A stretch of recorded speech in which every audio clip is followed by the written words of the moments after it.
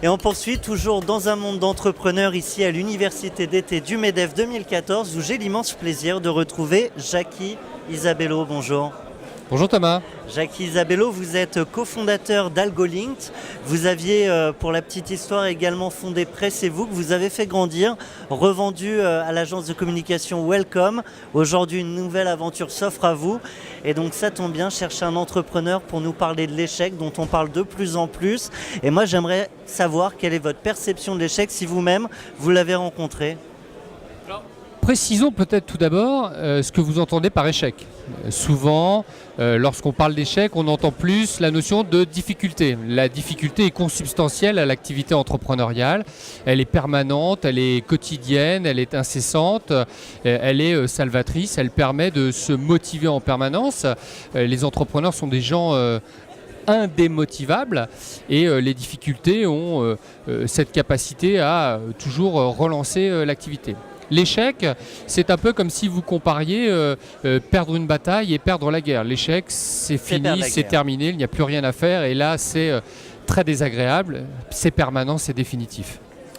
Alors un mot, parce que c'est vrai qu'il y a encore quelques années, on disait l'échec n'est pas accepté en France, on est entrepreneur, on échoue, c'est compliqué ensuite. Ça a tendance à changer.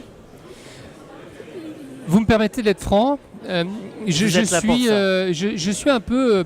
parfois un peu choqué par cette façon qu'on peut avoir de mettre l'échec à toutes les sauces, lui trouvant des vertus, des valeurs, permettant, nous dit-on, de rendre l'entrepreneur meilleur. Parfois ça m'effraie un peu.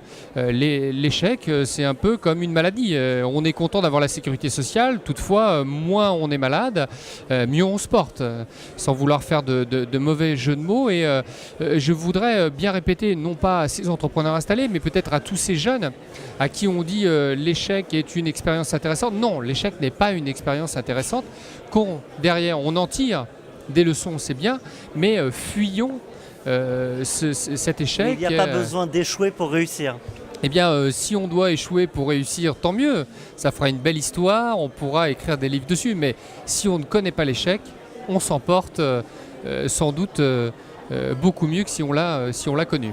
Alors quand on l'a connu, parce que ça arrive, on parle de rebond, il est facile ce rebond, vous côtoyez un grand nombre d'entrepreneurs, vous en parlez avec eux. Je développe une nouvelle société qui parle beaucoup d'algorithmes. Y a-t-il un algorithme de la meilleure façon de supporter l'échec ? Je n'en sais rien. Je pense que chaque personne qui a vécu l'échec le vit dans sa chair à sa façon. Il faut laisser du temps au temps. Ces mécaniques de résilience que doivent connaître ceux qui ont vécu l'échec s'installent aussi et sont admissibles pour les entrepreneurs. Ma modeste expérience serait de dire partagez, ouvrez-vous à ceux qui sont là pour accompagner les entrepreneurs qui ont connu ces situations d'échec et laissez-vous porter vers les voies du succès.